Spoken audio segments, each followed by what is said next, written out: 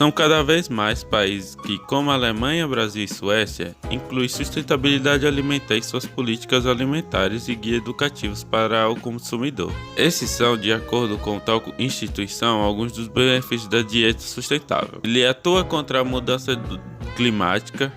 As emissões globais de gases, como o efeito estufa, desceriam 64% até 2050, se reduzíssemos 50% da produção e consumo de alimentos de origem animal. Proteção às florestas. A produção sustentável de alimentos preveniria a desflorestação, pelo fato de se dedicar menos à terra e à pecuária. Melhora a saúde e contribui também para a segurança alimentar, pois uma dieta mais sustentável evitaria 11 milhões de mortes prematuras, tal como garante um estudo de 2019 publicado pela revista científica The Lancet. Também favorece a sobrevivência de espécies ameaçadas. Entre 40% e 40% dos mamíferos e aves que se poderão extinguir até 2060 teriam alguma opção de sobreviver. 24 mil das 28 mil espécies em risco de extinção se encontram nessa situação devido a certa parte da agricultura e a pecuária, né?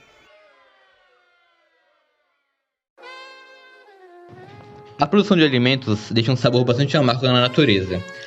A ONU calcula que a indústria alimentícia é responsável por 30% do consumo energético mundial e por 22% dos gases que provocam o aquecimento global. Apenas a pecuária apresenta 14% dessas emissões à escala planetária, tal como assinalou o Greenpeace em um relatório em 2018 sobre sustentabilidade alimentar. Os cálculos da FAO assinalam que em 2050 seremos mais de 9 bilhões de seres humanos no planeta e que vamos necessitar de produzir mais de 60% de alimentos. Nossos mares também sofrem as consequências de uma dieta pouco responsável. A pesca em grande escala, para satisfazer a procura de peixe, provoca a degradação da biodiversidade e dos ecossistemas marinhos. Em 2020, a produção de peixes já atingiu mais de 200 milhões de toneladas, com 20 quilos per capita destinados ao consumo humano, o dobro da cifra de 1960, de 9,9 quilos per capita.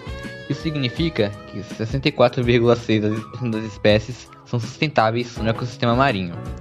A saúde é a outra grande danificada da nossa dieta.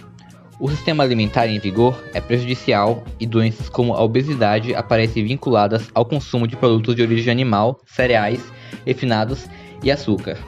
O Greenpeace afirma em um estudo publicado recentemente que as dietas pobres em verduras, frutas e cereais integrais causam 1 de cada 5 falecimentos a nível mundial e representam um dos fatores de risco mais habituais do desenvolvimento de doenças e de mortes prematuras.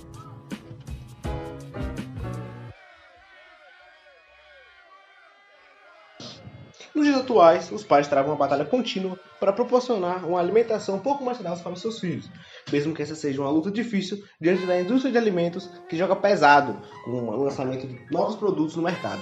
Aliás, há propagandas cada vez mais atrativas, fazendo com que os filhos tenham uma alimentação saudável passou a ser um desafio extremamente difícil.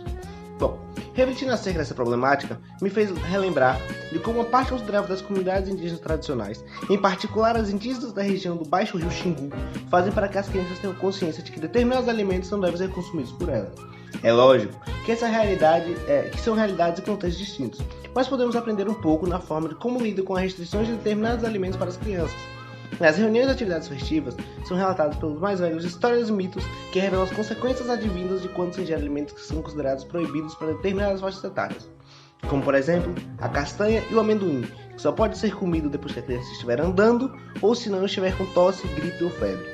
Se essa regra não for respeitada, a criança pode ter problema nas pernas, vômitos e dores no corpo. Algumas frutas típicas da região também são consideradas proibidas pelas crianças, até uma determinada idade, haja vista que seu consumo pode trazer sérios problemas de saúde para a criança. As pessoas levam muito aos essas restrições, pois foram educadas dessa forma e procuram passar para os filhos esses ensinamentos, de que maneira coletiva entre as famílias acabam ganhando força e sendo internalizados pelas crianças locais.